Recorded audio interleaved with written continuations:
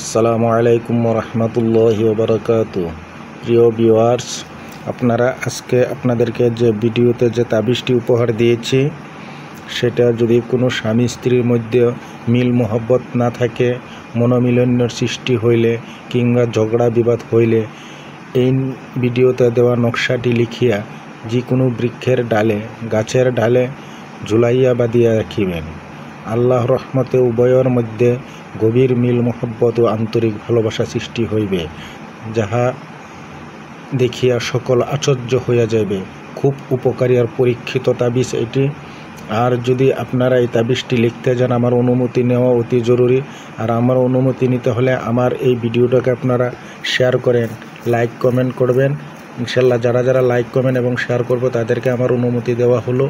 আর যদি আপনারা নিজে না করতে পারেন, আমার সাথে যোগাযোগ করবেন, ইনশাল্লাহ আমি আপনাদের কাজ করিয়ে দেব।